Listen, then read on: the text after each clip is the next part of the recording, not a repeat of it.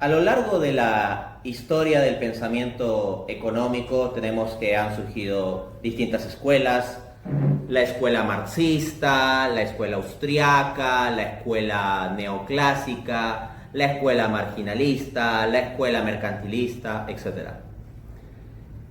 Pero desde el pensamiento social católico es de particular interés una escuela de pensamiento económico que muchas veces es desconocida o dejada de lado, la escuela de Salamanca. O para decirlo con más propiedad, la escuela hispana de economía. Se ha difundido bastante con el nombre de escuela de Salamanca, pero me gusta más llamarla escuela hispana de economía. En tanto, la escuela de Salamanca no se reduce únicamente a la Universidad de Salamanca o a la región de Salamanca en la época, pues, estamos hablando, pues, los inicios de la Edad Moderna, fines de la Edad Media, ¿no? Sino que su influencia va más allá y es una auténtica muestra de una propuesta hispana o hispanista de economía. Esto es algo, por tanto, que como católicos o como hispanistas no se podría dejar de lado. Pero lamentablemente muchas veces las discusiones, inclusive dentro del marco de gente interesada en doctrina social de la Iglesia, se dan básicamente bajo la polaridad de escuelas liberales, tipo la escuela austriaca de economía, con Mises, Hayek, Rothbard y toda esa gente. Y por el otro lado, el marxismo, la escuela marxista, ¿no? Karl Marx, Friedrich Engels, ciertas cuestiones planteadas por Lenin, etc. Pero no podemos dejar de lado el aporte de la escuela de Salamanca. Sin embargo, se ha venido vendiendo por parte de la ideología de moda, que hoy en día es el liberalismo. Si en la década de los 80 los jóvenes tenían banderas rojas con la hoz y el martillo y era un poco una moda, hoy en día la moda muchas veces en redes sociales es poner una banderita amarilla con una serpiente, ¿no? El libertarianismo se ha puesto en gran parte de moda. Y dentro de esa corriente se ha comenzado a vender el mito, asumido y difundido entre católicos liberales, de que la católica e hispana escuela de Salamanca sería como una protoversión de la liberal escuela austriaca, que la escuela de Salamanca sería de algún modo la antecesora, precursora o incluso madre de la liberal escuela austriaca de economía. El objeto de esta conferencia va a ser refutar esa mentira liberal. Y en medio de esto aprenderemos mucho más sobre los aportes de la escuela de Salamanca. Vamos a ello. Primera sección, la escuela austriaca. Vamos a comenzar conceptuando de qué se trata esto de la escuela austriaca de economía. Lo voy a hacer de forma breve, porque el objeto central es más bien mostrar la incompatibilidad o los puntos de incompatibilidad entre escuela austriaca y escuela de Salamanca. La escuela austriaca nace con Karl Menger a finales del siglo XIX o en la segunda mitad del siglo XIX. Pone mucho énfasis en el aspecto subjetivo del valor. De hecho, la escuela austriaca sostiene un subjetivismo del valor. Esto es que el valor de los bienes económicos se reduce a la dimensión subjetiva de las preferencias y valoraciones individuales. Luego, con los aportes, por ejemplo, de Ludwig von Mises, va a incorporar la idea de la función empresarial. La idea de que la economía se construye a partir de empresarios que en búsqueda del beneficio generan una dinámica económica que lleva al bienestar de la gente. ¿Y cómo así? Acá viene otra noción de la escuela austriaca, la idea hayekiana, o sea, de Friedrich von Hayek, discípulo de Mises, del orden espontáneo. Esto es que si dejas a los agentes, consumidores y productores, familias y empresas, que libremente los individuos se acomoden entre sí y libremente acuerden qué productos se van a comprar o vender, qué salarios se van a pagar, qué cosas se van a exportar, qué cosas se van a importar. Si libremente tú dejas eso, o sea, el mero libre mercado, vas a obtener un orden que va a ser adecuado, razonable, eficiente y que va a dar lugar al bien común. De hecho, hay paralelos entre la noción de mano invisible que plantea Adam Smith con la noción de orden espontáneo que plantean autores de la escuela austriaca como Friedrich von Hayek, que de hecho fue premio Nobel de Economía en el año 1974. Ojo que el que alguien reciba el premio Nobel de Economía no significa que sus planteamientos necesariamente sean válidos o indiscutibles. De hecho, una curiosidad es que en el año 1974 se le dio el premio Nobel de Economía a Hayek, pero también se le dio el premio Nobel de Economía ese mismo año a Gunnar Myrdal. Gunnar Myrdal es un economista de línea institucionalista que tiene planteamientos muy discrepantes respecto de Hayek. Entonces, a autores que dicen cosas contradictorias entre sí en puntos sumamente relevantes se les dio el premio Nobel el mismo año. Entonces, en economía hay muchas discusiones, ¿no? Ahora bien, si tenemos el valor como algo puramente subjetivo que depende de las meras elecciones individuales libres, una acción empresarial que crea bienes y servicios buscando el beneficio, pero un orden espontáneo en donde los individuos libremente eligiendo logran su mejor satisfacción y se genera un orden económico sin necesidad de que un Estado regule o organice, sino que es espontáneo, se va a seguir necesariamente de los principios o lo que Zanotti llama el núcleo de la Escuela Austriaca de Economía, la defensa de un capitalismo liberal. O sea, fluye de estos principios necesariamente como consecuencia la defensa de un capitalismo liberal. En ese sentido, autores austriacos defienden pues modelos liberales, libertarios o incluso anarcocapitalistas. Vamos a la segunda sección, la Escuela de Salamanca. Como ya apunté, me parece más preciso, más adecuado y también más bonito, me suena más bonito decir Escuela Hispana de Economía, aunque a lo largo de esta presentación en general estaré diciendo Escuela de Salamanca, pero pensémoslo así y comenzamos cada vez más a posicionar esa idea, en especial quienes amamos la causa de la hispanidad, Escuela Hispana de Economía. La Escuela de Salamanca básicamente transcurre entre el siglo XIV y el siglo XVII y tiene que ver con pensadores escolásticos españoles. Cuando digo pensadores escolásticos nos referimos a los herederos del pensamiento pues tipo Santo Tomás de Aquino, el más grande de los escolásticos. Y los autores de la Escuela de Salamanca en general son tomistas o procuran al menos estar alineados con una visión tomista. ¿Okay? Cabe anotar que Santo Tomás de Aquino escribió sobre la cuestión social, sobre la cuestión económica. A veces cuando pensamos en Santo Tomás mucho pensamos en las 5 vías para demostrar la existencia de Dios, o las discusiones de Santo Tomás acerca de ciertas doctrinas como, no sé, la presencia real de Jesús en la Eucaristía, la transustanciación, la Trinidad, la relación entre fe y razón, etc. Pero Santo Tomás aportó mucho al pensamiento económico y político. No es objeto de esta conferencia, que también me encantaría, pero este tema me encanta también, hay muchas cosas maravillosas que difundir, ¿no? Explayarme en explicar el pensamiento económico de Santo Tomás. Si a alguien le interesa, puede poner en YouTube simplemente Dante Urbina, Pensamiento Económico, Santo Tomás de Aquino, y creo que hay una conferencia de 1h30 en donde hablo del pensamiento de Santo Tomás con citas específicas de sus escritos, ¿no? Entonces se puede ver a la Escuela Hispana de Economía, Escuela de Salamanca, como herederos del pensamiento social y económico y político y jurídico, social, económico, político y jurídico de Santo Tomás de Aquino.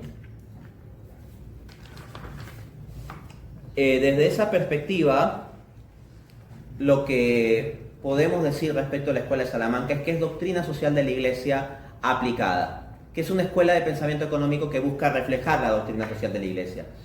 Quisiera aclarar que con esto no estoy diciendo que la Escuela de Salamanca sea magisterio, que cada punto y coma de lo que haya escrito cada autor, los católicos estemos obligados a sostenerlo, no. Pero lo que sí voy a afirmar es que la Escuela de Salamanca es un desarrollo de pensamiento económico que procuró ser fiel al magisterio y que procuró constituirse como una aplicación de doctrina social de la Iglesia. Cuando hablamos de doctrina social de la Iglesia solemos pensar en la Rerum Novarum del Papa León XIII, año 1891. Es como la inauguración oficial de la doctrina social de la Iglesia. Pero en términos de contenido, existe pensamiento social católico y magisterio pronunciándose sobre este tipo de cuestiones desde los inicios del cristianismo. Encontramos doctrina social de la Iglesia en los padres de la Iglesia y desde la Biblia misma vemos estos principios fluir. Hay un video también al que le interesa ampliar esta cuestión, titulado, ponen Dante Urbina, Doctrina Social de la Iglesia, Padres de la Iglesia. El pensamiento de los padres de la Iglesia sobre la cuestión social es maravilloso y muy poco conocido. Pero teniendo la salvedad de que la Escuela de Salamanca no es magisterio católico, por si acaso, pero sí una escuela que buscó ser fiel a la enseñanza magisterial, puedo decir, junto con Daniel Marín Arribas, lo siguiente, abro cita. La Escuela de Salamanca, como escuela católica y tomista, tiene unos planteamientos sobre el hombre, como los del mismo magisterio de la Iglesia, con la cual está en comunión. Ellos no representan otra cosa que parte de la misma doctrina social de la Iglesia, en coherencia con los postulados evangélicos y eclesiásticos. Entonces, hecha la salvedad de que no es exactamente magisterio, creo que la afirmación del profesor Daniel Marín refleja bien lo que ha procurado ser la Escuela de Salamanca. Esto lo encuentran en esta cita en el apéndice La Iglesia, el liberalismo y la Escuela de Salamanca, en el libro de Christopher Ferrara, La Iglesia y el liberalismo, editorial Última Línea, Málaga, 2017, página 477. Recomiendo mucho el trabajo a este respecto de Daniel Marín Arribas, él es amigo personal mío. Él ha abordado muy a fondo esta cuestión de la supuesta compatibilidad de la escuela austriaca y la Escuela de Salamanca. Refutando estas alegaciones, refutando el mito que han querido vender ciertos católicos liberales, ¿no? Y vamos a esto entonces, sección 3, lo que aquí llamaría la mentira liberal. Ciertos católicos liberales han venido vendiendo el mito, como ya se refirió, que la liberal Escuela de Salamanca nació ideológicamente de los planteamientos de la católica Escuela de Salamanca. La liberal Escuela Austriaca habría nacido ideológicamente de la católica Escuela de Salamanca. Esa es la mentira que se ha venido difundiendo. Ahora bien, una cosa es que haya ciertos autores liberales que, tomando muchas veces de forma distorsionada ideas de la Escuela de Salamanca para validar su tesis, vendan la idea de que hay una compatibilidad o puedan usar partes de escritos de autores de la Escuela de Salamanca. Y otra cosa muy distinta es que de la Escuela de Salamanca se siga la Escuela Austriaca como un fruto se sigue del árbol. Esto último no es el caso. Que autores liberales puedan tomar puntos de autores de la Escuela de Salamanca, sí. Que puede haber puntos de coincidencia, sí. ¿Qué puntos de coincidencia puede haber? Hay puntos de coincidencia que el pensamiento católico tiene con el liberalismo. No todos son puntos de divergencia. Pero hay que demarcar muy claramente cuáles son los puntos de coincidencia y son bastante básicos. Uno, el rechazo del comunismo marxista, obvio, ¿no? Otro, que el ser humano tiene una dignidad, que el ser humano tiene libre albedrío, que el ser humano es un ser actuante, que hay una dimensión subjetiva del valor. Nosotros, la validez de la institución de la propiedad privada, ¿no? O lo positivo de la institución de la empresa. Pero esos son puntos básicos, y lo aclaro, que podemos afirmar sin necesidad de ser liberales. Nosotros podemos afirmar todos esos puntos que afirman los liberales sin necesidad de ser liberales. Porque hay otros puntos que se afirman en el liberalismo donde ya encontramos problemas. Por ejemplo, afirman la dignidad del hombre, pero ¿dónde cifran esa dignidad muchas veces los liberales? En la mera libertad, en el libre albedrío. Y lo que afirmamos los católicos es que el hombre tiene libre albedrío, que el tener libre albedrío es parte de la dignidad del hombre, pero no es lo definitorio. Lo definitorio es que es criatura racional hecha a imagen y semejanza de Dios. Lo del libre albedrío es importante, necesario, bueno, pero no es lo esencial o el punto central. Afirmamos la institución de la propiedad privada, pero balanceamos también con un principio de bien común. Hablamos sobre la institución de la empresa, por ejemplo, pero no decimos que baste cualquier cosa que haga o quiera la libre empresa, ¿no? Entonces, quiero dejar bien en claro eso, o sea que hay muchos puntos que afirman los liberales que los católicos también podemos afirmar sin necesidad de ser liberales. Precisamente es necesario precisar esto para que no caigamos en errores liberales, porque a veces afirmando principios válidos después nos quieren meter también principios inválidos.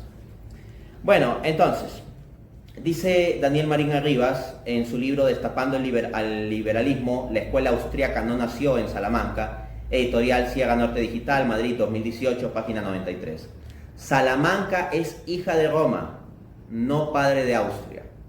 Esa es la tesis, ¿no? Ahora bien, alguno podrá decir, bueno, pero es que él es un autor católico muy pegado a la crítica al liberalismo y por eso es que él no se abre a contemplar que sí puede haber compatibilidad entre la escuela de Salamanca y el liberalismo de la escuela austriaca. Pero ¿saben qué? Les he traído algunas citas, en particular de un autor que es afín al liberalismo, que es un autor al cual el liberalismo le simpatiza, y este autor nota que hay puntos serios, esenciales de divergencia entre la escuela austriaca y la escuela de Salamanca.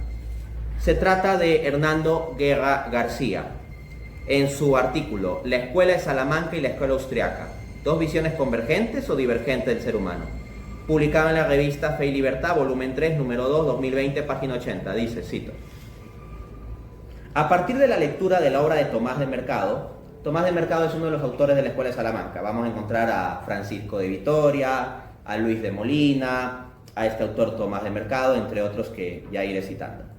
Vuelvo a la cita. A partir de la lectura de la obra de Tomás de Mercado, representante de la escuela de Salamanca del siglo XVI, encontramos una idea del ser humano muy diferente a la idea de Homo Eigens de la escuela austriaca.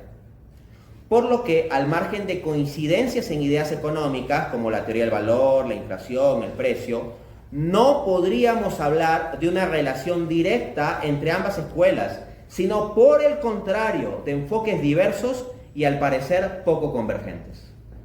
Entonces, no solo un autor sumamente crítico del liberalismo, como mi buen amigo Daniel Marín, sino un autor simpatizante de ideas liberales, como Hernando Guerra García, nota que hay esta divergencia. Así que no se piense que es simplemente un asunto de tener cierta antipatía o crítica al liberalismo y ya. Es que hay discrepancias genuinas. Y voy a la cuarta y principal sección de esta conferencia, que es que les voy a mostrar los puntos de oposición esenciales entre la escuela de Salamanca y la escuela austriaca de economía. Y se los voy a mostrar con citas. Yo procuro hablar con documentación. Vamos, en total van a ser unos 7 puntos. Sí. Vamos con ello. Punto 1. El carácter moral y religioso de la economía. Repito, el carácter moral y religioso de la economía. Hay discrepancia.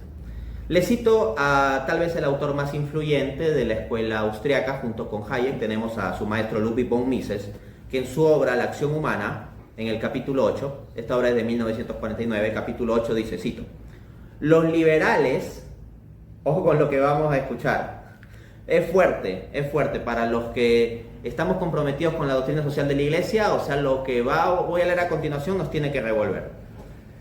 Capítulo 8 dice: los liberales nada tienen que oponer a las creencias religiosas. Hasta ahí suena bonito. Ahora viene el veneno. En tanto y en cuanto éstas no interfieran en los asuntos sociales, políticos y económicos. ¿No?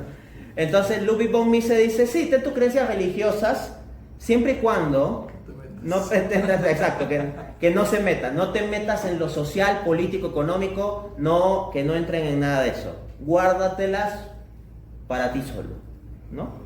Por decirlo en términos elegantes, podría decirlo de forma más fuerte, pero eso, ¿no? Entonces, von Mises va a negar este carácter moral o religioso del fenómeno económico. No digo que la economía se reduzca a la religión, no estoy diciendo eso, hay una distinción de planos.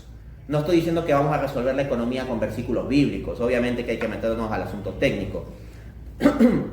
Pero lo que sí digo es que no se puede hacer una especie de separación donde hay un aspecto económico, químicamente puro, separado de lo moral, teológico, social, etc. Ese es el punto. No hay algo químicamente puro que sea absolutamente separable de toda la otra dimensión. ¿Qué piensan los autores de la Escuela de Salamanca? Dice el académico Rodrigo Muñoz de Juana, en su artículo Valor económico y precio justo, en los escritos de Martín de Azpilicueta, que es un autor de la Escuela de Salamanca, Martín de Azpilicueta, publicado en la revista académica Cuaderno de Ciencias Económicas y Empresariales, número 37, 1999. Dice el autor, cito, Azpilicueta junta en una misma reflexión el aspecto psicológico, teológico, pastoral y jurídico. No es solo canonista, sino principalmente moralista. Fin de cita. Entonces, la escuela austriaca pretende aislar el fenómeno económico respecto a la consideración moral. Y más aún respecto a la consideración moral, teológica o religiosa. Pero los autores de la Escuela de Salamanca ven integralmente el fenómeno. No son unos ingenuos que van a negar el aspecto técnico de la economía. De nuevo, si yo fuese ministro de Economía de un país, no voy a pretender a punta de encíclicas y versículos bíblicos resolver la economía. Aunque sí voy a procurar, bajo tal hipótesis, que no es el caso, sí procuraría respetar los principios. Ojo. Pero con base en los principios, luego hay que hacer aplicaciones pragmáticas dentro del margen de esos principios, ¿no? La Escuela de Salamanca entonces no hace esas dicotomías o separaciones. Segundo punto de divergencia. Desconfianza en el mero libre albedrío. Los católicos afirmamos el libre albedrío y la dignidad del hombre con libre albedrío y el real libre albedrío del hombre. Pero no es que confiamos en el mero libre albedrío para la constitución del orden social. Ciertamente la fe católica afirma que se requiere de agentes libres para la constitución de un orden social adecuado. No se trata de un totalitarismo en que aplastemos toda la libertad. Pero tampoco caigamos en la ingenuidad de pensar que la gente su mero libre albedrío nos va a dar un orden espontáneo o aceptable desde una perspectiva cristiana. ¿No? Pues bien, miren lo que dicen autores afines de la escuela austriaca como Rafael Termes. En su libro Desde la banca, Editorial Real, Madrid, 1991, volumen 2, página 1761, dice: el liberal cree en la libertad ante todo. Entonces es un fideísmo en la libertad, ¿no? O sea, no sé, eso de le cree en la libertad ante todo. Si eso es la definición de liberal, y es lo que está proponiendo Termes, o sea que lo que es el liberal es el que cree en la libertad ante todo, un cristiano no puede ser liberal. Incluso un teísta no puede ser liberal desde el punto de vista más básico. O sea, ante todo, primero, metafísicamente, ¿qué es lo más fundamental? Dios. Y para toda perspectiva, o sea, ante todo Dios. Y como cristianos católicos, ¿ante todo qué? Ante todo Cristo Rey.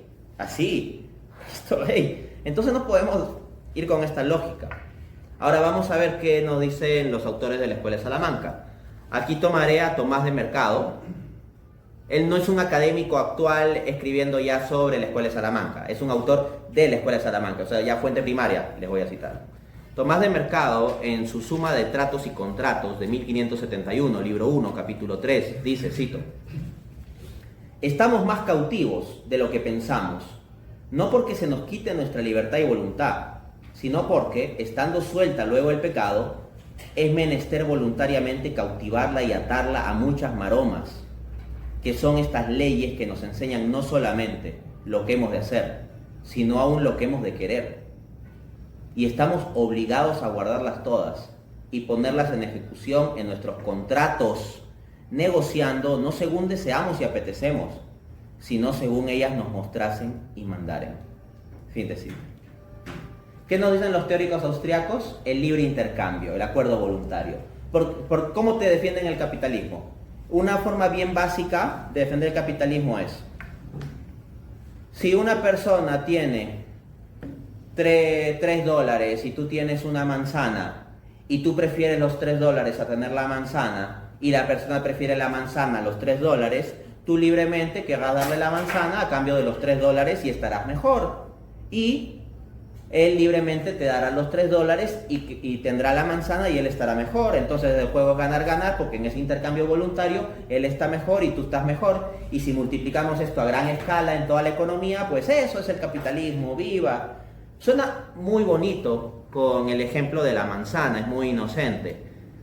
Hay otras cuestiones más complejas, por ejemplo, pagarle a un trabajador un salario de miseria que está dispuesto a aceptar porque tiene una situación desesperada en donde acepta cualquier cosa. Allá la cosa no es tan sencilla. ¿O qué pasa si hablamos de un libre mercado de prostitución? Y puede sonar fuerte, pero resulta que Ludwig von Mises, de la escuela austriaca, habla sin mayor desparpajo sobre un libre mercado a este respecto. ¿Qué pasa si hablamos de un libre mercado de aborto? Vamos, o sea, si lo reducimos a lo económico, hay personas que demandan abortos, o sea, en el sentido de que lo requieren y están dispuestos a pagar. Y también hay negocios, empresas, emprendimientos que están dispuestos a ofertar abortos, ¿no? Ya vemos por ahí cartelitos de atraso menstrual, ¿no? Entonces, bajo un libre acuerdo, pues una parte desea que se ejecute un aborto, la otra parte desea ofertarlo, el libre acuerdo, las dos partes, entonces ambos están mejor, el intercambio. Entonces, claro, los liberales te lo venden con el ejemplo de la manzana, ¿no? Pero vemos que ya el asunto es más complejo bajo otras consideraciones. Sea lo que fuere, lo que nos muestra el autor de la Escuela de Salamanca, Tomás de Mercado, es que nuestro mero libre albedrío muchas veces puede llegar a acuerdos voluntarios que sean inadecuados. Y no solo desde un punto de vista moral, sino dice que debemos ser restringidos por el orden jurídico, las leyes. No solo por sermoneadores que digan están actuando mal, sino, que decía von Mises, que no pretenda interferir la moral religiosa en lo social, político, económico. Bueno, Tomás del Mercado no estaría de acuerdo con Mises, diría, tenemos que restringir ciertas cosas, porque dice negociando, no según deseamos y apetecemos. ¿Qué según deseamos y apetecemos? El libre acuerdo que defienden los austriacos, sino según ellas nos mostraren y mandaren. Ojo, con esto no se está negando la libertad de transacción, pero lo que sí se está diciendo es que la libertad de transacción debe tener restricciones y límites. Yo no estoy negando que podamos comprar o vender una manzana. Me parece en general bueno y eficiente que tengamos un sistema económico donde podamos comprar o vender una manzana, está bien. Pero a veces hay que poner ciertas restricciones y regulaciones. Por ejemplo, esta manzana, si metemos el tema de los transgénicos, una manzana artificialmente creada y modelada con transgénicos, ya ahí se abre una discusión. No me voy a meter a decir aquí a favor o en contra de los transgénicos, es un debate sobre el cual tampoco es que yo esté súper informado, pero sé que hay un debate, sé que el asunto no es fácil. Y ojo, no ha salido el ejemplo de la manzana y ya se puede plantear algo. ¿O qué pasa si hay un grupo de productores que libremente acuerdan restringir la oferta de manzanas para que el precio suba? ¿O qué pasa si se descubre que hay cierto tipo de manzanas que permiten la cura del SIDA, supongamos, así algo fuerte, y que haya una producción suficiente de esas manzanas para que puedan ser provistas esas manzanas el porcentaje de población que se estima que sufre de tal enfermedad, pero que haya una estrategia para de repente subir el precio desmesuradamente? Entonces, lo de las manzanas se puede complicar, ¿no? De hecho, parece que toda la complicación de nuestro mundo humano vino de una manzana, ¿no? Bueno, la Biblia solo dice el fruto, ¿no? Sigamos.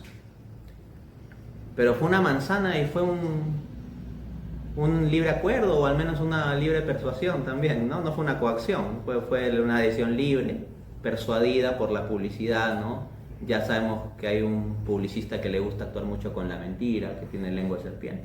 Pero ese es otro tema. Tercer punto. Dimensión objetiva del valor.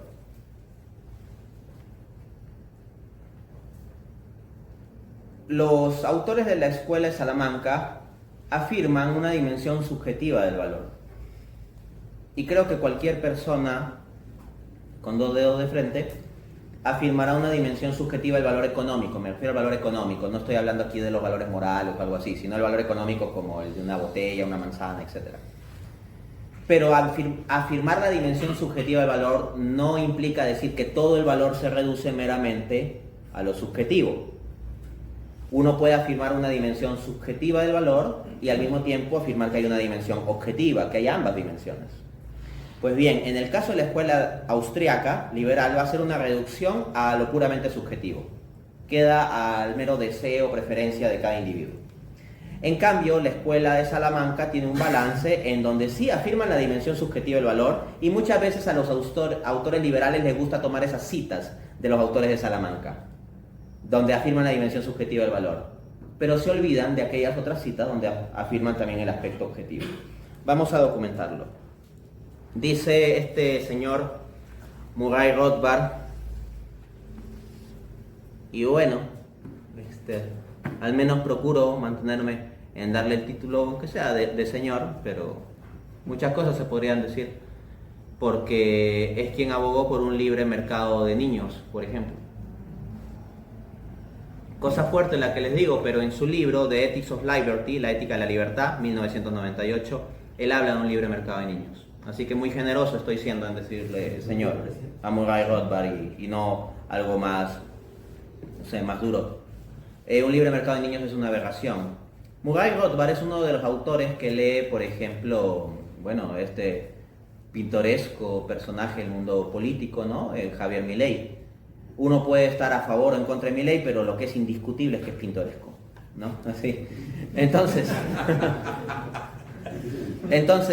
recordarán, y espero que se recuerde porque esto muchas veces se olvida, y a mí me parece una cosa muy, muy grave, que en una entrevista, cuando él todavía estaba como candidato, le preguntaron sobre un libre mercado de niños, ¿no? Un libre mercado de niños. Y cualquier persona, o sea, con una moral básica, ¿qué responde frente a esa cuestión? No, es absurdo, aberrante, etcétera, inmediatamente. Si no lo han visto, busquen en internet, Javier Milei, libre mercado de niños, frente a la entrevista, él no da un no rotundo. De hecho, da idas y vueltas, no hay una respuesta muy clara, y llega a decir la frase, en Argentina no estamos preparados para ese debate, de aquí a tal vez de aquí a unos 200 años, dice. Ahora bien, ¿de dónde puede venir la idea de no decir inmediatamente no? Bueno, es que Murray Rothbard plantea esto, pues, ¿no? Bueno, volvamos a lo de la teoría subjetiva y objetiva del valor. Dice Murray Rothbard en su libro Historia del Pensamiento Económico, Unión Editorial, Madrid, 1999, volumen 1, página 26, cito. En vez de ingenuos teóricos del valor que se basaban en el trabajo o en el coste de producción, puede considerárseles incluso protoaustriacos, en cuanto exponentes de una sofisticada teoría subjetiva del valor y el precio.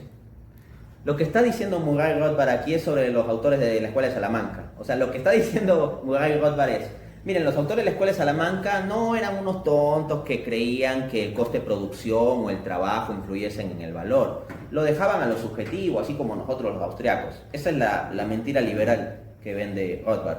Ahora vamos a leer a Francisco de Vitoria. Francisco de Vitoria es probablemente el más importante representante de la escuela austriaca. O sea, de los nombres que les he mencionado, si uno merece ser destacado es el gran Francisco de Vitoria. Dice Francisco de Vitoria en su comentario a la Secunda Secunde de 1535, cuestión 77, artículo 1, cito. Cuando son pocos los vendedores de un artículo y no tiene este aún el precio fijado, los vendedores pueden hacer una subida razonable en relación con los gastos, trabajo, peligro y escasez. ¿Qué nos decía Rothbard? Que los teóricos de la Escuela de Salamanca no eran unos ingenuos que pudiesen nombrar al trabajo o a los costos de producción como elementos del valor. ¿Y qué nos dice el más grande representante de la Escuela de Salamanca? Entre los elementos, gastos y trabajo son los primeros que nombra. Evidentemente Rothbard está vendiéndonos un mito, ¿no? Forma suave de decir que está mintiendo o se ha informado poco. Cuarto punto, la justicia en el mercado. Para los autores austriacos la cuestión de la justicia es algo exógeno que no entra al asunto del libre mercado, queda fuera de consideración. Si la moral queda fuera de consideración, pues la justicia, por supuesto, ¿no? En cambio, los autores de la Escuela de Salamanca, de la Escuela Hispana de Economía, abogaron fuertemente por analizar la cuestión de la justicia en las transacciones de mercado.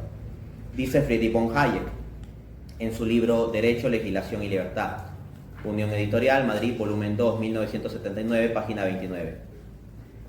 En una sociedad libre, en la que la situación de los diferentes individuos y grupos no es consecuencia del designio de nadie, la diferencia de remuneración no puede en rigor ser calificadas de justas o injustas.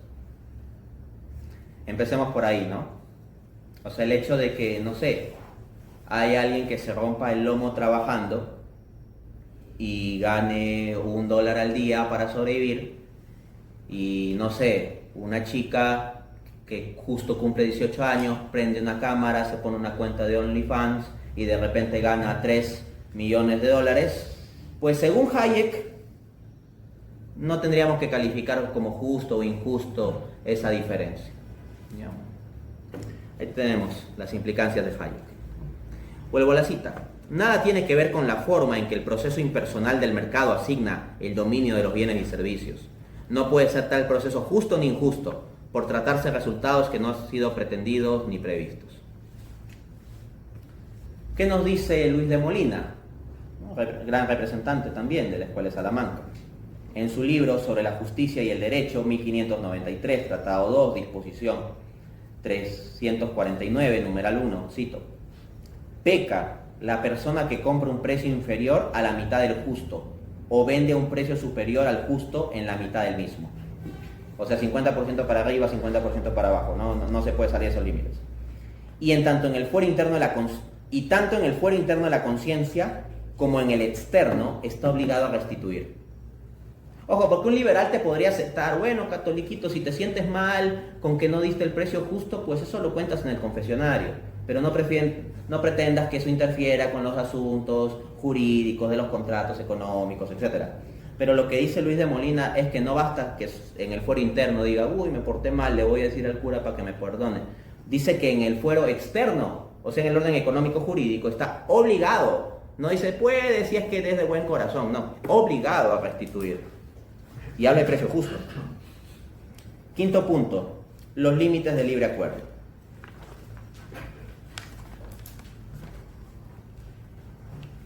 Dice Friedrich von Hayek en su famoso artículo The Use of Knowledge in Society, publicado en American Economic Review, que es tal vez la revista académica más importante del mundo. American Economic Review, volumen 35, número 4, 1945.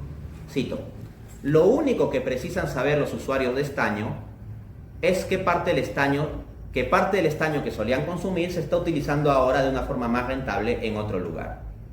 Ni siquiera necesitan saber dónde han surgido la necesidad más apremiante o en favor de qué otras necesidades deberían administrar la oferta.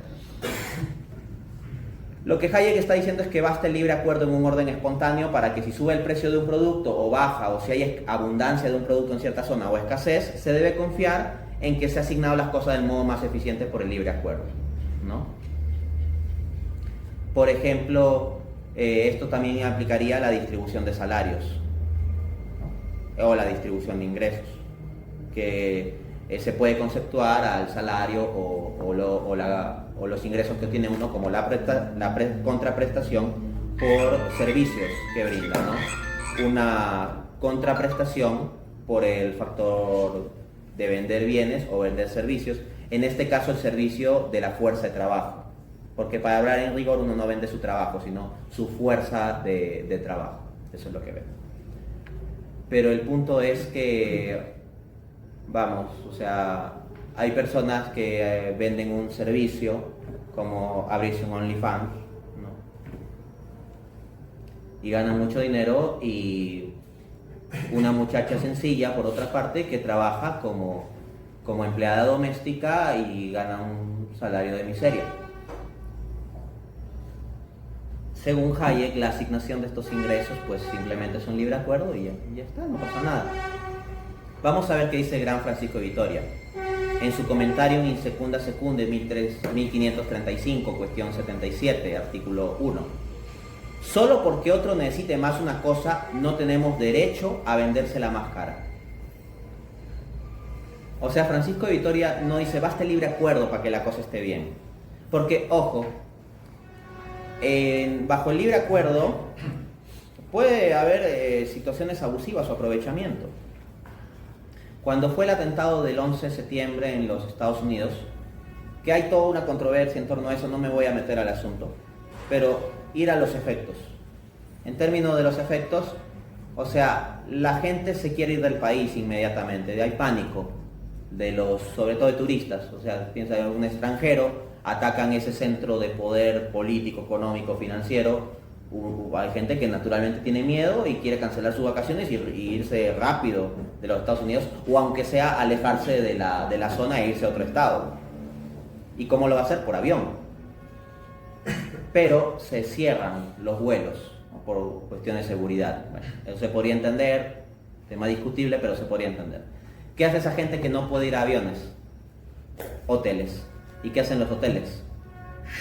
Hacen una subida de precio absolutamente monstruosa, ¿no? ¿Podría haber una subida de precio en la situación que se dio? Sí. Pero la pregunta es, ¿el nivel al que se subió los precios es razonable? ¿No hubo abuso en eso? Ciertamente lo hubo.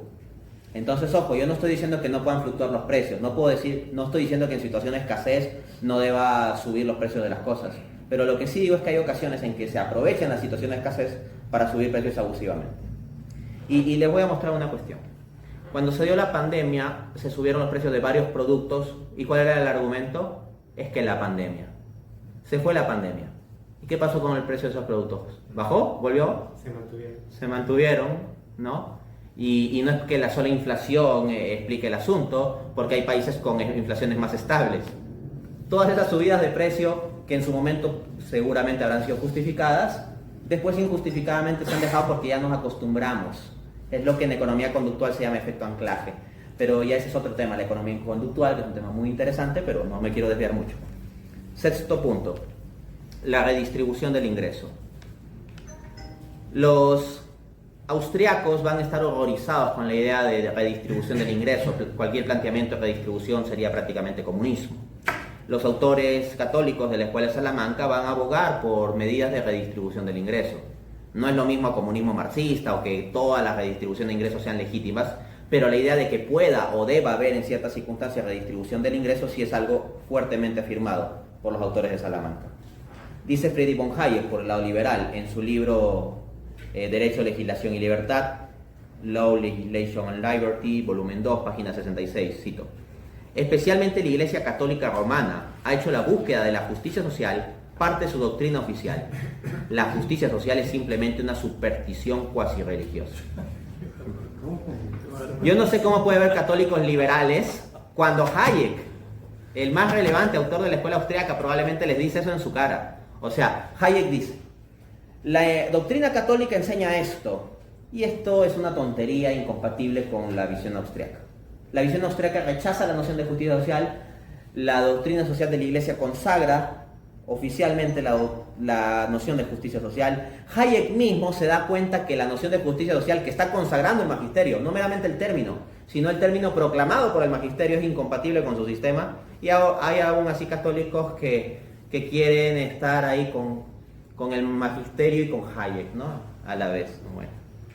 Relación difícil, quieren hacer un bautismo forzado, ¿no? Quieren bautizar a Hayek a la fuerza, ¿no? Es que Hayek no se deja, ¿no? Bueno, vamos a leer ahora al autor de Salamanca, el padre Juan de Mariana. Y me gusta leer al padre Juan de Mariana aquí porque hay en España un instituto Juan de Mariana que se dedica a difundir un pensamiento libertario y que tiene un montón de católicos liberales y han puesto Juan de Mariana. Bueno, para horror del Instituto Juan de Mariana, miren lo que dice el padre Juan de Mariana en su libro sobre el rey y la institución del reinado, 1599, libro 3, capítulo 8. La primera razón que debe tener un gobernante para aliviar la miseria y socorrer a la plebe consiste en que si los ricos se viesen obligados a derramar lo que sin medida alguna acumularon, pertenecerían aquellas riquezas a muchos y no faltaría a nadie alimentos. Se está abogando por la redistribución en unos términos tan fuertes que si tú no le dijeses a los del Instituto Juan de Mariana que estás citando a Juan de Mariana, van a pensar que estás citando a Marx. ¿no? Pero eso es bien común. Efectivamente, ¿no? En un momento vamos a profundizar sobre eso. Último punto, para que dialoguemos, porque yo sé que tenemos bastante que conversar. Último punto, 7. Restricciones a las transacciones inmorales. A lo largo de la conferencia, porque soy de la línea de la Escuela Hispana de Economía, con una consideración moral sobre la economía, han visto que he hecho muchas referencias a ciertas transacciones que moralmente son cuestionables, por más que puedan ser bajo libre acuerdo. Vamos a ver qué nos dice María Blanco, quien aboga por una visión liberal y es afín a la escuela austriaca. En su libro Las tribus liberales, 2014, páginas 150-151. Si nos autorizó la cita de Mises, o sea, estemos bien sentados para lo que voy a citar de parte de esta señora María Blanco, ¿ya? Nos rasgamos las vestiduras ante el horror que supone la prostitución infantil. Los mismos que se alzan en la tarima de la superioridad moral occidental te señalan con el dedo cuando dices, es que tienen que comer, como si eso te hiciese a ti una defensora de la prostitución infantil, cruel y despiadada. Pero insisto, tienen que comer. En zonas de Asia, por ejemplo, y también en países nuestros de Hispanoamérica, se dan situaciones en que hay pues jovencitas, adolescentes, a veces niñas que están en situaciones económicas muy difíciles y que son orilladas como solución al problema del hambre a pues la prostitución infantil, ¿no?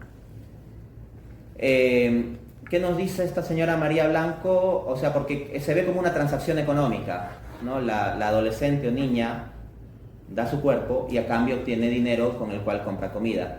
Entonces, frente a esto, ¿qué es lo que termina diciendo ella? Pero insisto, tienen que comer. Te apuesto que si yo propusiera, como creo que se debe proponer, algún sistema de redistribución del ingreso para atender a esas jovencitas en situación vulnerable, para que no se vean en las circunstancias de, pues, hacer lo que se está mencionando, dirían, no, eso es inmoral, eso es comunista, eso está robando los ingresos de la gente, ¿cómo vas a plantear una redistribución? Entonces, hay liberales, y probablemente podría suceder esto con esta teórica liberal, que verían como inmoral que alguien como yo proponga una redistribución del ingreso, o alguien como el padre Juan de Mariana. No, eso es inmoral, está violando la libertad y no sé cuántos. Pero frente a un problema tan grave como la prostitución infantil, dicen, bueno, insisto, es que tienen que comer.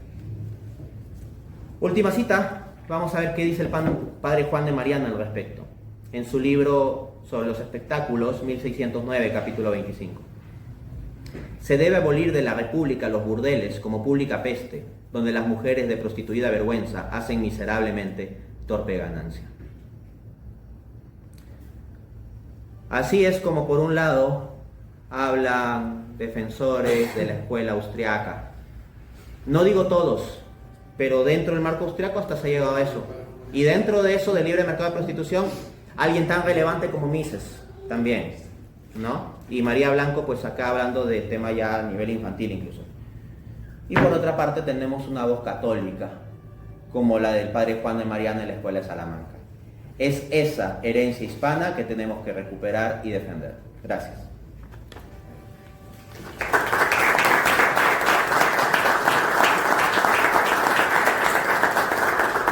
Cuando usted se refería al precio justo, a mí me preocupa porque yo veía, por ejemplo, a personas como Hugo Chávez hablar de precio justo, y con eso quebró rotundamente todo un país que es Venezuela. Y cuando hablamos de un 50 más o un 50 menos, si uno se va a la misma definición de justicia, yo creo que quienes hemos llevado cursos de derecho sabemos que no hay una única definición de justicia y que difícilmente alguien va a encontrar una definición de justicia. Bajo esa premisa, hablar de un precio justo y hablar de un porcentaje sin decir cuál es ese precio justo, porque para lo que para mí es justo como oferente, tal vez para usted como demandante ese precio no sea justo o viceversa, ¿verdad? Entonces, cuando hablamos de ese precio justo, entre comillas, ¿qué definición, por lo menos dan la escuela hispánica, por decirlo de alguna manera, ¿verdad? Porque es sumamente difícil establecer el concepto de justicia y mucho más llevarlo a eso que llaman precio justo, donde muchos subjetivamente han hecho justo lo que para ellos les conviene, como pongo el caso de Hugo Chávez y otros sectores que son totalmente ajenos a lo que diga el mercado. Muchas gracias. Perfecto. Varias cuestiones. En primera instancia, tendríamos que evitar en esto, no digo que usted esté cayendo en esto, digo que deberíamos evitarlo por si alguna persona escuchándolo podría caer en esto, ¿no? En la falacia todo o nada, o de blanco y negro. Es decir, que como que las únicas opciones fueran o un liberalismo donde no tenemos ninguna consideración sobre el asunto del precio justo, o hablar de precio justo pero caemos en Hugo Chávez. Entonces es como que las únicas opciones, ¿no? Liberalismo sin precio justo o precio justo con Hugo Chávez. Cuando hay, pues, opciones intermedias. Al mismo tiempo, gente como Chávez y determinados comunistas se llenan la boca hablando de precio justo y por eso no necesariamente debemos descartar la noción de precio justo. Porque, por ejemplo, los revolucionarios franceses de la Revolución Francesa de 1789 se llenaban la boca hablando de libertad, ¿no? Libertad, igualdad, fraternidad. Y tenemos a gente como Robespierre, en nombre de la libertad, igualdad y fraternidad, pues matando al por mayor. Pero no porque se haya abusado del término libertad en cierto régimen, vamos a dejar de creer en la idea de libertad, ¿no? Entonces, lo mismo que aplicaría contra la noción de precio justo, podríamos aplicarlo con la idea de libertad. Lo cual muestra que no sería legítimo en ninguno de los casos solo porque un régimen usa una palabra y de repente hace cosas raras. No por eso se descarta automáticamente una idea o término, ¿no? Ahora, la cuestión que plantea es interesante y la clave de la respuesta está en que la noción de precio justo no es un cálculo matemático. ¿Por qué creen que el padre de Molina deja un margen tan amplio como 50%? O sea, 50% es bastante. 50% para arriba, 50% para abajo. ¿Cómo uno puede alejarse tanto de lo que sería lo justo? ¿Cómo permite un margen tan grande? ¿Por qué no dice 5% para arriba, 5% para abajo? Es lo que uno esperaría. Por ejemplo, en una encuesta, cuando dice, se predice que va a ganar tal candidato en las elecciones presidenciales con un margen de error de más o menos 5%. Son márgenes de error pequeños. Entonces, ¿cómo es que te permite un margen de error tan grande? Esa es la clave. La clave es que, como explica el propio Santo Tomás de Aquino, la cuestión del precio justo no es un cálculo matemático, sino una estimación.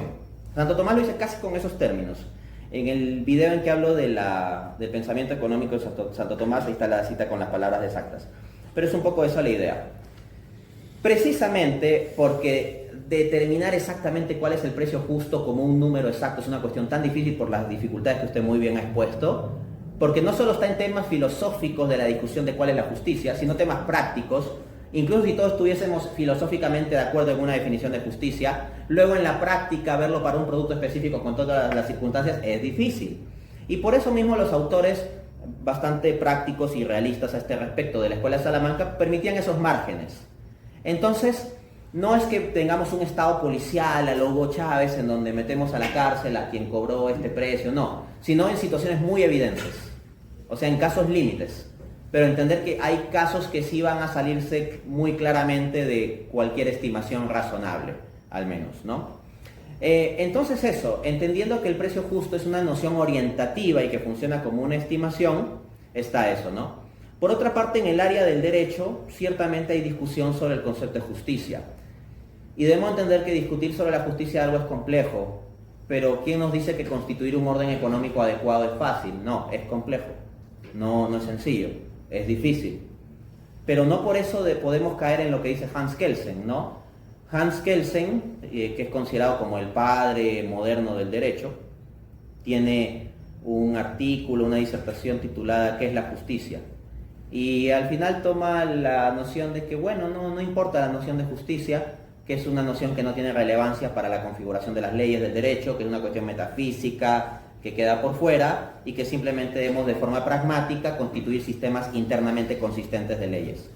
Pero resulta que bajo la lógica de Kelsen, la legislación nazi sería válida como sistema de teoría pura del derecho, que es el título de su principal libro, en el sentido de que sería un sistema internamente consistente, ¿no? Entonces, la cuestión de la justicia, discutirla, sí, es difícil, no digo que no. Pero más difícil sería vivir dejando totalmente de lado la cuestión de la justicia. ¿Una pregunta? ¿Consulta? Dante. En línea con lo que mencionaba. Sí, un poquito más alto también. Sí, en línea con lo que mencionaba el compañero, y la vista y el pensamiento de Santo Tomás, en el sentido de que no era solamente una fórmula, sino alguna estimación. Uno, en principio, obviamente, el modelo económico, lo que se enseña en las universidades, yo diría que hoy día es muy cercano al modelo liberal. Realmente, yo pienso un precio, en una curva de oferta y demanda, y verifico a dónde están los puntos y a dónde se cruza. Ese es el precio de un, entre comillas, mercado perfecto.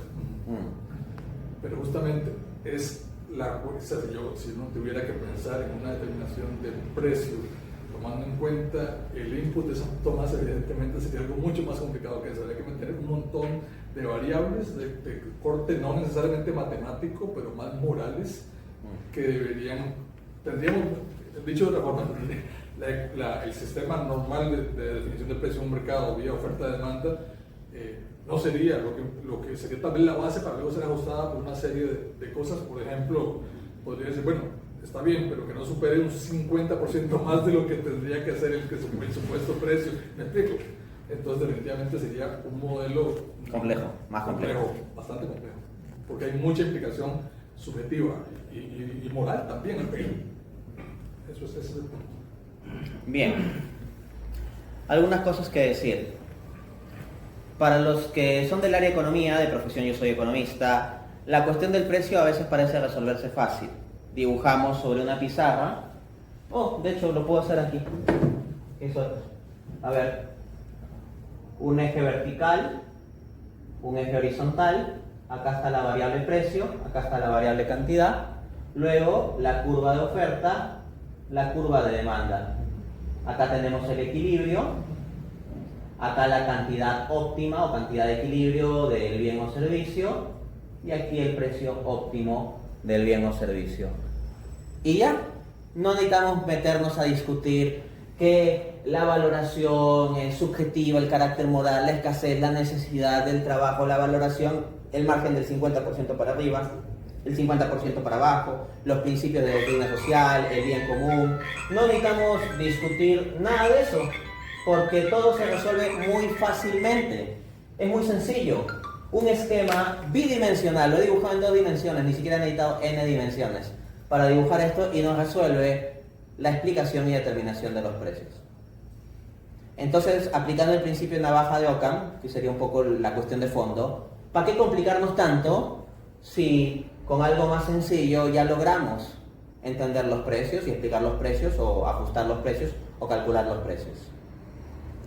El principio de navaja de Occam funciona cuando tenemos igualdad de condiciones. Si tú tienes 2 explicaciones y hay una que es más compleja, pero logra explicar ambas lo mismo, debes quedarte con la más simple. Es el principio de navaja de Occam. Pero ¿qué pasa si una de las explicaciones no logra explicar? O explica de modo muy inadecuado. Entonces, de acuerdo a la navaja de Occam, ahí sí valdría la pena meter más complejidad. Pues bien, yo escribí un libro que he publicado en 2015, se llama Economía para herejes, donde cuestiono los principios de la enseñanza económica convencional. En el capítulo 5 del libro me meto duramente con esto. De hecho, tengo una conferencia como de 1h30, la di en la Universidad de Extremadura, justo en 2015 también, allá en España, titulada Crítica al modelo oferta y demanda. Ya entonces ustedes pueden ver una disertación de como de 1h30 en donde le doy duro a este esquemita. Y les voy a plantear cuál es el principal problema, que no te explica la mayoría de precios. El principal problema de este esquemita tan bonito es que no explica la mayoría de precios la mayor parte del tiempo. Y se lo voy a demostrar. Quienes estén familiarizados con la teoría económica saben que detrás de la curva de oferta hay múltiples factores. Podemos listar factores y los pueden verificar en manuales convencionales de economía, como los costes de producción, la tecnología, los costos de la energía como el petróleo, condiciones de producción, condiciones de transporte, los salarios de los trabajadores, etc. Condiciones de oferta. Condiciones de demanda de la gente que compramos los productos es nuestros niveles de ingreso, nuestras preferencias, la distribución del ingreso, la publicidad puede influir también, etc. Les pregunto, ¿la tecnología suele ser constante, se suele mantener estable o cambia continuamente? La tecnología. La tecnología cambia, ¿no? ¿Nuestras preferencias así son idénticas a lo largo del tiempo o varían? Varían, ¿no? Fluctúan. ¿Los salarios de la gente, los costes de producción, las condiciones de producción suelen mantenerse estables o tienen sus variaciones también? Entonces, en el modelo de oferta y demanda tenemos múltiples factores detrás de la curva de demanda que varían mucho a lo largo del tiempo y continuamente. Y detrás de los factores de oferta, muchos factores que varían mucho.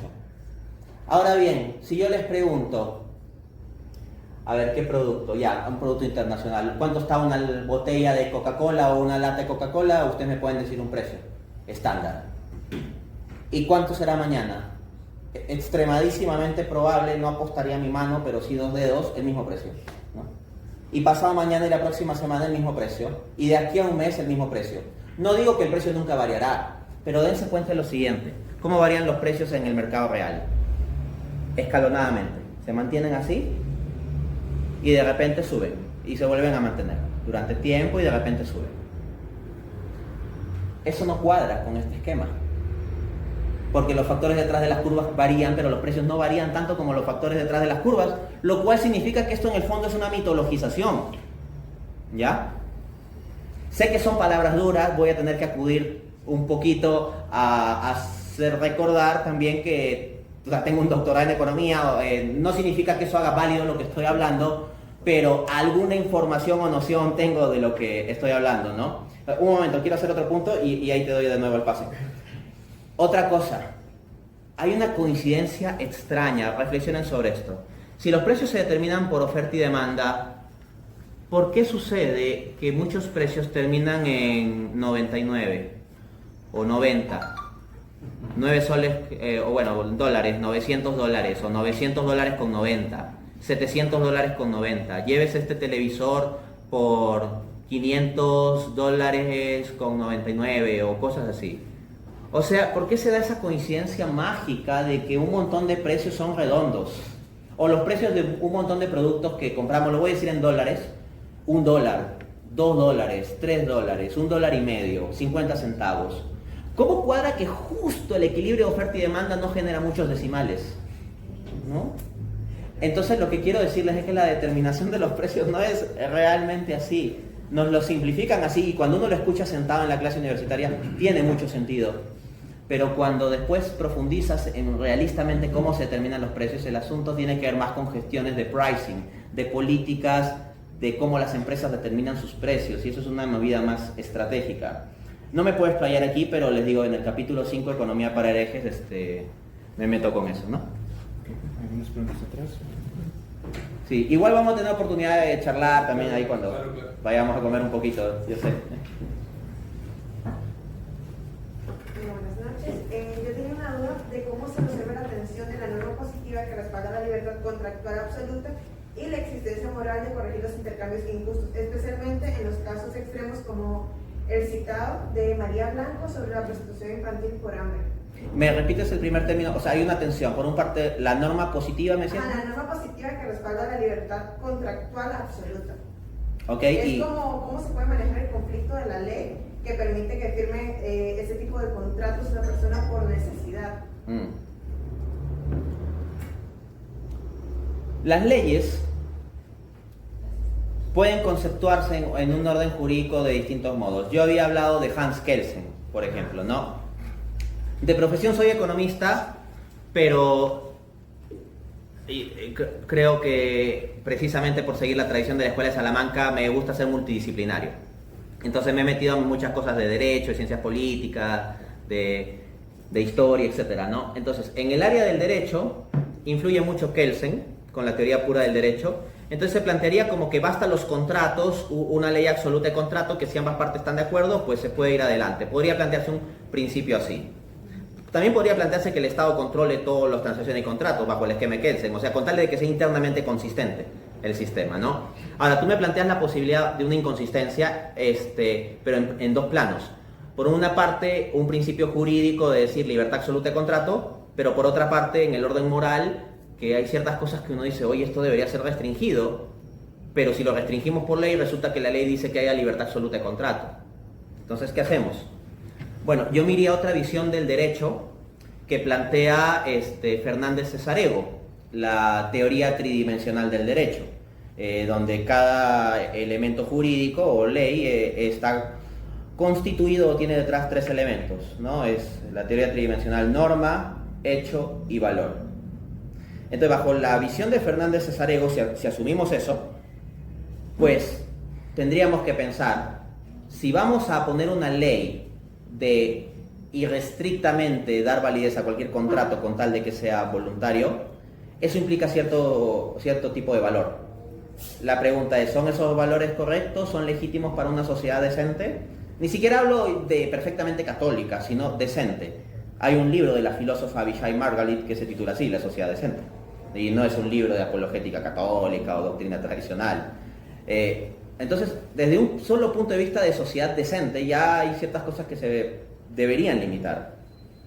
Entonces, bajo la teoría tridimensional del derecho, la dimensión de valor puede precisamente llevar a ajustar leyes, a cambiar leyes, a que no tengamos que quedarnos eternamente con las mismas leyes. El esquema de Kelsen de un sistema cerrado de leyes que basta que sea internamente consistente para que funcione, debe ser cuestionado. Debe ser cuestionado a la luz de que no basta la consistencia interna, hay que atender a los hechos. Por ejemplo, ¿qué pasa en un país donde este fenómeno de la prostitución infantil se da en 2 niñas del total de millones y millones de niñas que hay? Pues es un hecho. Pero ¿qué pasa si se da en el 80% de las niñas? Ese es otro hecho. Hay que tener en cuenta los hechos para la legislación. No digo que en el país donde solo afecte a 2 no deba tener derechos, pero lo que digo es que tal vez no haya que crear leyes especiales, sino tener solo una intervención particular. Pero hay hechos a veces que llevan a que uno deba reformar leyes a gran escala. Entonces, no basta la sola norma positiva, sino el hecho y valor para considerar el cambio de las normas. Y hay que decir que no hay que confundir leyes con derecho, ¿no? Una cosa son las meras leyes como asunto técnico especificado, pero el derecho es como un contenido cuasi filosófico detrás, ¿no? Y nosotros no tenemos simplemente que hacer cumplir las leyes, tenemos que hacer valer el derecho.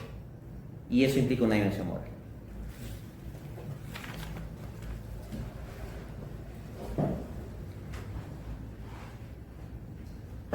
Yo me voy a volver como un momento, o sea, porque yo creo que vale para muchos de los temas que hemos hablado, particularmente cuando hablamos de cuestiones técnicas y utilizamos números. Me llama mucho la atención que inmediatamente cuando respondes a la cuestión de la justicia o el precio justo, decís que parte de la intención del autor es dar un espectro de una gama de posibilidades, ¿verdad? Y yo creo que eso responde un poco al hecho de que la mayoría de las decisiones más sabias en cuestiones de ciencias sociales responden más que a leyes a rajatabla, por decirlo de alguna forma, siguen más principios, ¿verdad? Entonces, muy fácilmente podríamos pensar en 1000 casos en los que un 50% más, un 50% menos podría ser justo, que sea más o que sea menos lo que se cobre, dependiendo de la definición de justicia. Llegar a, por ejemplo, decir que algo así es pecado, en esos mismos ejemplos podría decir que no necesariamente. Entonces lo que quiero preguntar es esto: ¿cuál es el principio subyacente según el cual podemos decir y guiar el actuar, en el cual decimos, ok, para determinar el precio justo sigamos este tipo de acciones?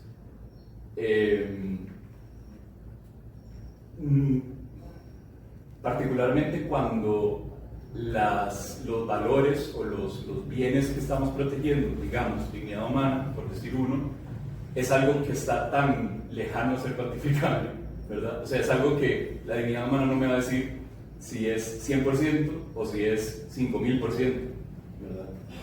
Entonces, ¿cuál es ese principio, digamos?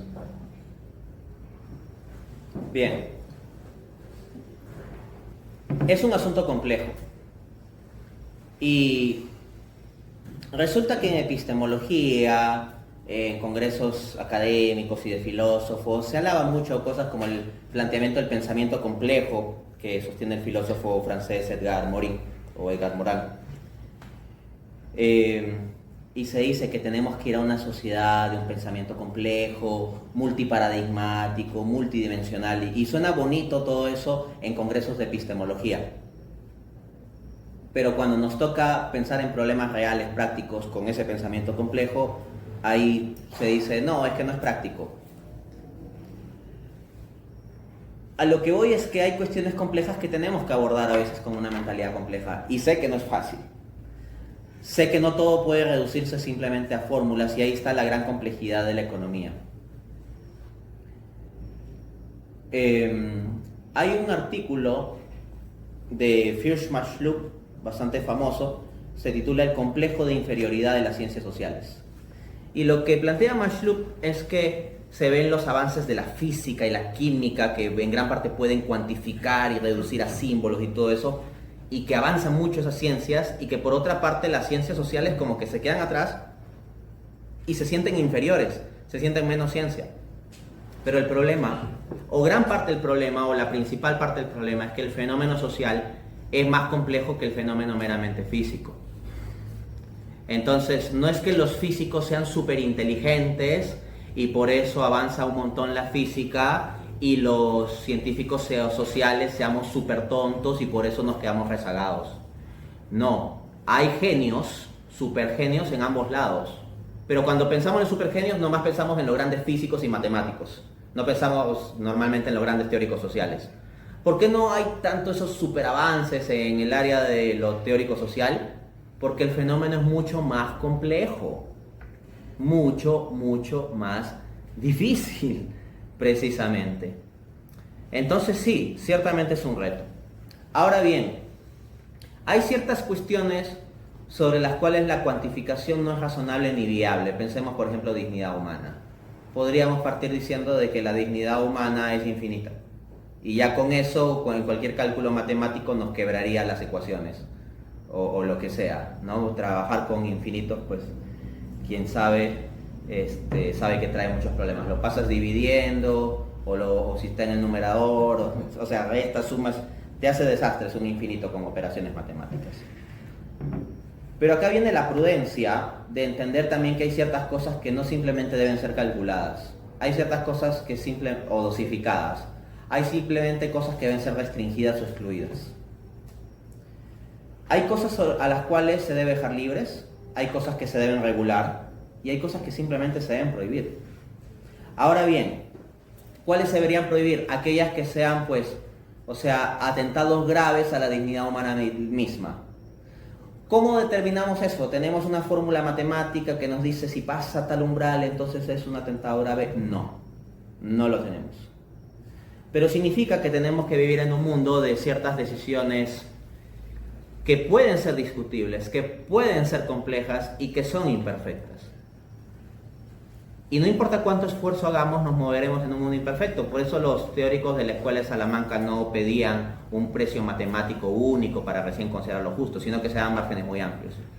Pero lo que quiero decir es que aunque todas estas cuestiones sean discutibles, la premisa de la que ha partido la pregunta es que se podrían pensar en 1000 casos en donde se podría seguir defendiendo como justo un precio más de 50% por encima o más de 50% por debajo de tal o cual precio de referencia.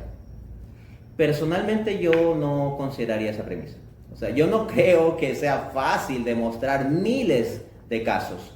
Puede ser que esté equivocado, pero la carga de la prueba estaría en alguien que me traiga miles de casos.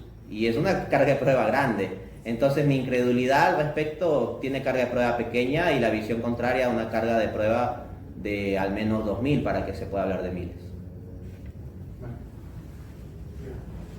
Gracias. Mi pregunta más importante se la voy a guardar para después. Que es la charla que más me interesa de las dos, la que se quiere con la nueva economía. ¿Sí? Y la razón por la que es así es porque esta en particular me parece que tiene un problema de fondo. Es un debate entre dos fracasos económicos. La teoría liberal de la escuela austríaca, un fracaso rotundo, porque no creo que nadie hoy en día considere que es la forma correcta, excepto Milley y unos cuantos locos como él. Y la escuela austríaca, la escuela de Salamanca, que no alcanzó siquiera a poderse considerar totalmente como una escuela por falta de formalidad en algunos postulados como esos que estamos planteando aquí. Y por eso yo sí creo en el tema de la nueva economía, de cara a un replanteamiento formal absoluto que nos permita hablar de un planteamiento económico en el estricto sentido que la gente pueda aceptar. Entonces mi pregunta concreta en ese sentido es, ¿no considera usted que es posible que los austriacos se hayan podido adueñar ideológicamente un poco de los planteamientos de la Escuela de Salamanca ante la ausencia de esa formalidad, ante la ausencia de poder completar los planteamientos en su totalidad para poder decir, no, eso que estás diciendo no soy yo, porque lo que estás haciendo es una aplicación súper simplificada de lo que yo dije? Y solo para eso creo que las últimas 3 preguntas son súper claras, incluyendo el dibujo que está ahí. Si bien ese dibujo no explica todas las formaciones de precio, los otros dibujos no explican ninguna formación de precio. Un modelo de 50 y 50 no explica ninguna formación de precio. Entonces es peor que este modelo. ¿Cómo un modelo 50-50? El de formación de precio justo, con un 50 por arriba y un 50 por abajo, no forma ningún precio. Y si además tengo la posibilidad de exceder el método de 50, todo no es una estructura de formación de precio. Entonces, esta es malísima, pero porque la otra ni siquiera es una estructuración. Entonces, no le puedo decir que a la Escuela de Salamanca y a lo que venga después, porque yo estoy totalmente comprometido con la doctrina social de la Iglesia, le falta o necesita un esfuerzo de formalización mayor para evitar que esfuerzos miserables como el de la Escuela Austriaca se puedan adueñar de sus planteamientos filosóficos. Varias cuestiones interesantes. La verdad que estoy bastante contento de esta interacción porque es intelectualmente rica, ¿no? Hay ciertas conferencias o en vivos de YouTube donde pues puede haber una gran cantidad de personas,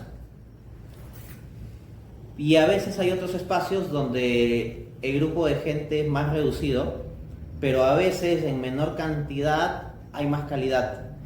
Y las cuestiones que me han planteado, pues la verdad que me resulta muy sabroso. Por ejemplo, poder traer sobre la mesa, no sé, cosas como la teoría tridimensional del derecho, o el artículo de First-Schlup sobre el complejo de inferioridad de las ciencias sociales, hacer este grafiquito de repente, etcétera. Entenderán que yo no me encuentro con esto día a día, y me es muy rico tener la oportunidad de que naturalmente fluya, ¿no?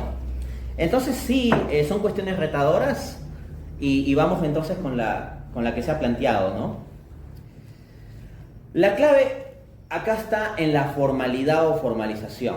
Acá lo que tenemos es un esquema formal, eje vertical, eje horizontal, esta curva. De hecho hay funciones matemáticas y hay un álgebra muy compleja detrás de esto. En la teoría neoclásica hay todo un sistema de derivadas. Si toman el libro que publiqué, Economía para herejes, van a encontrar ecuaciones, ¿ya? No es que todo el libro sea ecuaciones, la mayoría del libro no es ecuaciones, pero hay varias ecuaciones, sistema de ecuaciones diferenciales y cosas así. Pero lo trato de explicar después de modo sencillo, ¿ok?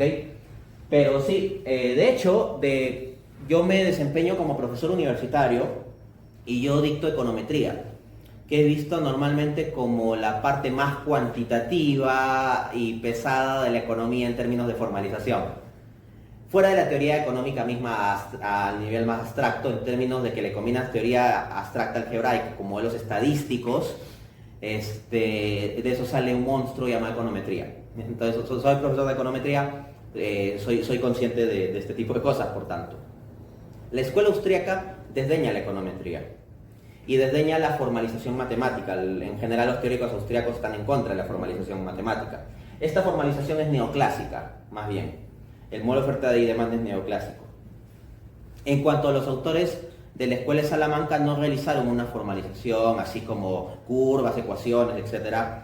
Y la cientificidad de la economía, en gran parte, se ha visto asociada a la formalización, ¿no? Que es en gran parte la variable que se ha traído sobre la mesa. Que podemos hablar de ciencia económica en tanto tengamos modelos matemáticos, una especificación algebraica, un sistema lógico en donde deducimos y todo eso. Y pareciera entonces que la cientificidad de la economía es directamente proporcional al grado de formalización. Esa sería como la premisa. Y que por lo tanto la Escuela de Salamanca, que puede tener muy buenas intenciones, católicas y todo eso, al no tener formalización no nos da una cientificidad, ¿no?, que permita avanzar. Pues bien, voy a hacer aquí algo un poco radical, pero voy a estar muy bien acompañado en la movida radical que voy a hacer. Voy a cuestionar la noción de formalización como directamente necesaria o directamente vinculada al grado de cientificidad en ciencias sociales. Ojo, no voy a descartar la formalización, no estoy diciendo que no debe haber formalización, pero voy a mostrarle ciertos límites. Genial, gracias. En primer lugar, estoy acompañado por el más grande epistemólogo de las últimas décadas en habla hispana, Mario Bunge, que no es ningún tradicionalista católico ni afín de la escuela de Salamanca, o sea, es un tipo pragmático, agnóstico y todo eso, ¿no? La epistemología y la filosofía de la ciencia. Mario Bunge tiene un libro que se titula Economía y Filosofía, publicado en 1982, editorial Tecnos Madrid. De hecho, para octubre voy a participar en un congreso académico, bueno, está en coordinaciones todavía, sobre ese libro. ¿A qué voy? Mario Bunge, el más relevante filósofo de la ciencia, sostiene que la formalización de la teoría neoclásica en gran parte le ponen problemas de cientificidad. O sea, que gran parte de los errores de la teoría neoclásica convencional tan formalizada tienen que ver con un exceso de formalización y con reducir todo solo a lo formalizable. Pero Bunge no descarta la formalización, sino plantea, y es ahí donde creo que podemos ir adelante con la cuestión que legítimamente me ha planteado, lo que sostiene Bunge no es que se descarte la formalización, sino que se entienda que hay aspectos que no son matemáticamente formalizables, pero al mismo tiempo que se entienda que debe haber matemáticas más complejas. Hay un economista post-keynesiano australiano, Steve King, se escribe Ken, ¿no?, con dos es, no es como el de los libros de terror, ¿no? Steve King, que critica la teoría neoclásica por su formalización, no por ser muy compleja, sino por ser muy sencilla. Y sostiene que debemos utilizar teorías fractales, teoría del caos y sistemas computacionales para manejar las matemáticas suficientemente complejas para manejar el fenómeno económico. Y él es autor de un programa que se llama Minsky, que sirve para predecir crisis financieras. Y con ese programa, según él sostiene, logró predecir la crisis financiera de 2008 y el default y crisis de Grecia en el año 2015. El tipo es un matemático, matemático economista, pero de muy alto nivel. Entonces, no sería descartar la formalización la propuesta aquí, sino entender que hay aspectos que no van a ser reducibles a lo matemática o lógicamente formalizable, ¿no? Y al mismo tiempo entender que hay unos aspectos que sí, y que para eso necesitamos todavía matemáticas más complejas encima. Y es ahí por donde podríamos avanzar, lo cual es un reto para la ciencia económica y yo creo que debe ir por ahí. Pero déjenme contarles algo más. Otra compañía que tengo en esta idea un poco radical que estoy sosteniendo, porque, o sea, dentro de los dogmas económicos es prácticamente blasfemia cuestionar la formalización, es como cuestionar el valor de la castidad del matrimonio en la Edad Media, ¿no? Entonces, si yo cuestiono la formalización en un marco económico neoclásico, estoy siendo un hereje de ese nivel, ¿no? Entonces, lo que tenemos aquí es que cuando sucedió la crisis financiera de 2008, el Premio Nobel de Economía de 2008, Paul Krugman, que podemos tener muchas opiniones a favor o en contra sobre sus comentarios económicos, yo sé que es discutible, pero como académico, o sea, es tipo que es Premio Nobel, escribió un artículo muy famoso en New York Times, publicado en septiembre de 2009. El artículo se titula How the Economists Get It So Wrong. Traducido del inglés sería ¿cómo los economistas llegaron a equivocarse tanto? Y lo que sostiene Krugman es que la razón por la cual los economistas no pudieron predecir o esperar la crisis financiera de 2008 y tampoco fueron capaces de explicarla cuando esta sucedió y los agarró fuera de base, por decirlo así, lo que sostiene Krugman es que los economistas prefirieron la belleza a la verdad. ¿Qué significa esto? Lo que sostiene Krugman es que los economistas se quedaron embelesados con la belleza de sus modelos matemáticos, formalizados, lógicos, estructurados, con esos sistemas así, con su complejidad algebraica y de ecuaciones diferenciales tan bello matemáticamente y tan consistente, pero la verdad de la realidad era más sucia, desordenada y compleja. Y se quedaron viendo la belleza de sus modelos matemáticos y no vieron la realidad. Entonces, con eso yo abogo por un pensamiento económico más complejo que incorpore más las dimensiones humanísticas, no reducibles a lo formal, pero al mismo tiempo por una formalidad matemática más compleja de los aspectos formalizables. Es ahí hacia donde hay que ir. Y ciertamente la primera tarea de esos aspectos humanísticos, la Escuela de Salamanca lo ha cumplido muy bien.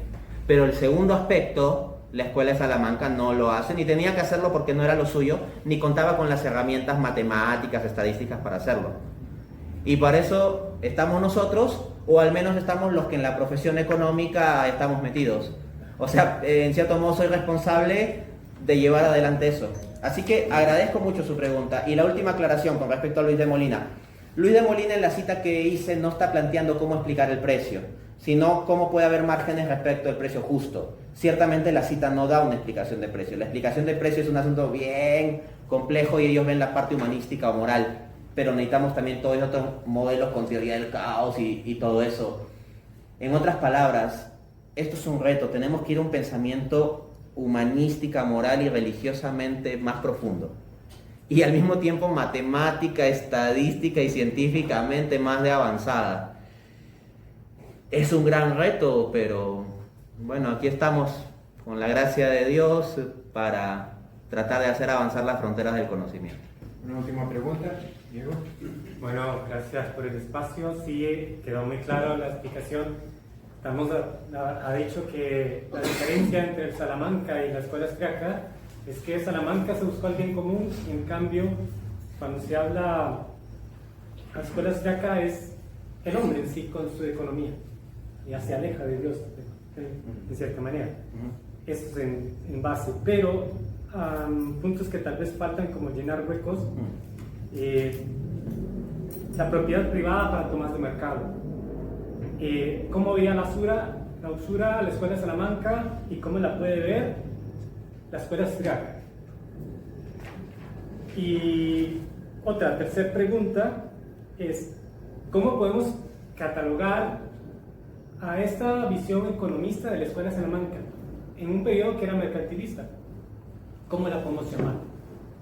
Y por último, si puedes hablarnos sobre esa doble herejía de anarcoliberal que habla Milei, porque eso todavía para mí no la logro entender. Voy a procurar ser puntual en esta ocasión porque son varias cuestiones. Sí. A ver, que no se me vayan a pasar. La primera sobre el tema de la propiedad privada, ¿no? La escuela austríaca defiende el principio de propiedad privada, la doctrina social de la Iglesia y la escuela de Salamanca también defienden el mismo principio, pero en el caso de la escuela austríaca, siguiendo a Mises, es la función empresarial.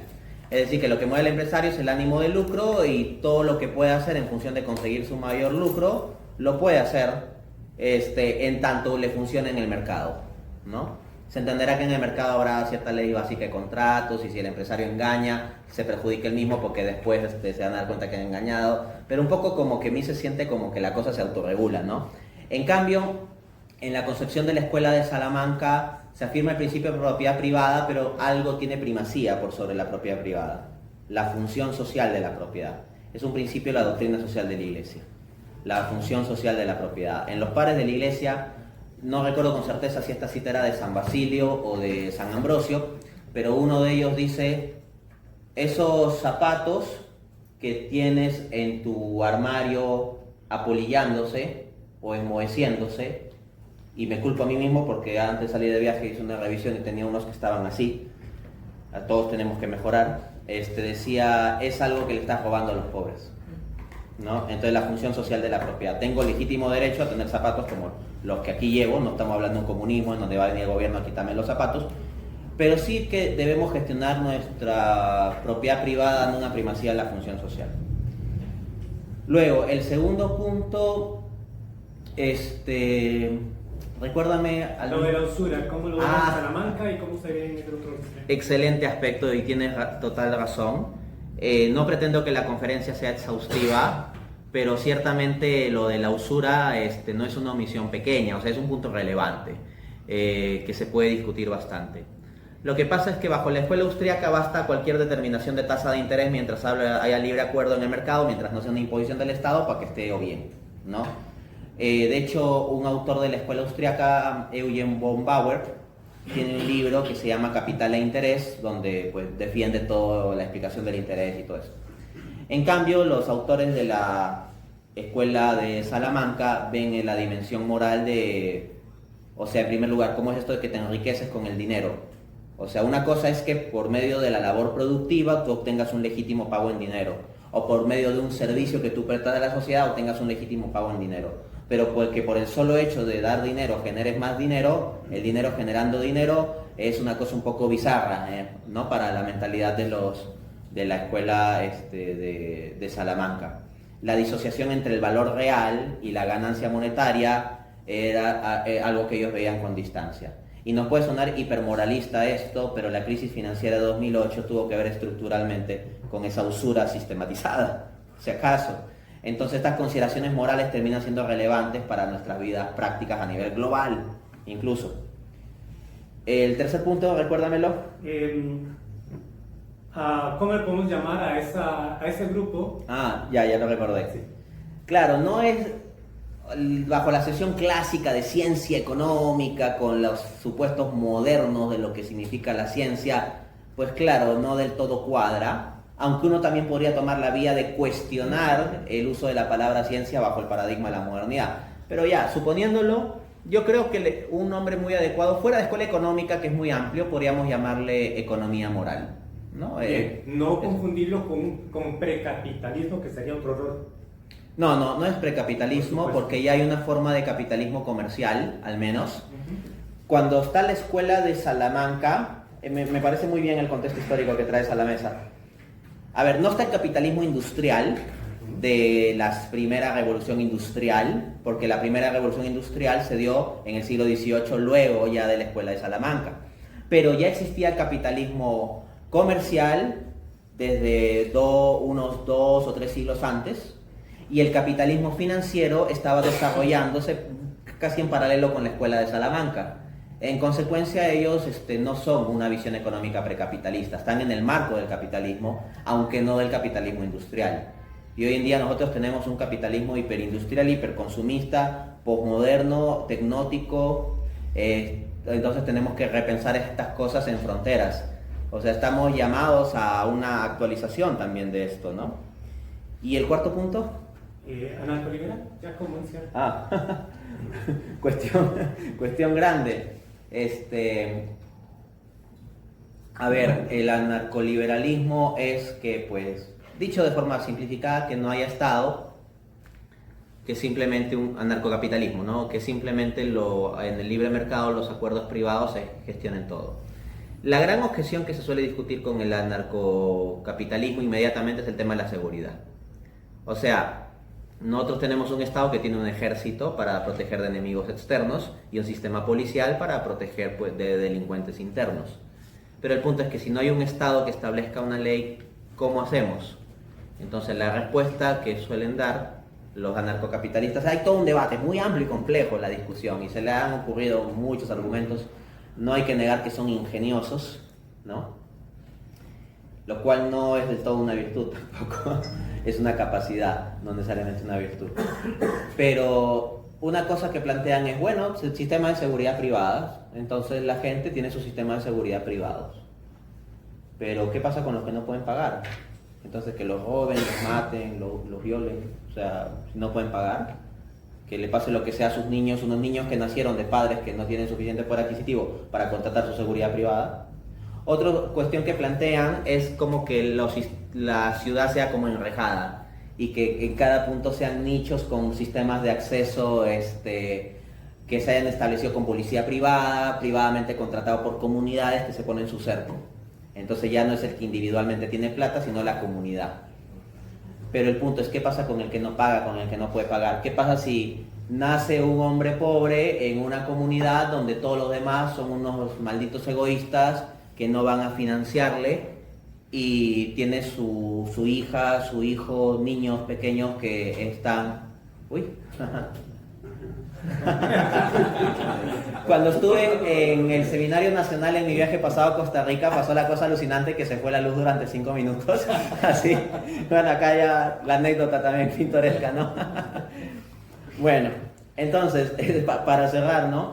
La cuestión del sistema de seguridad es complejo, pues, porque, por ejemplo, ¿qué culpa tienen los niños, ahí los hijos de este hombre?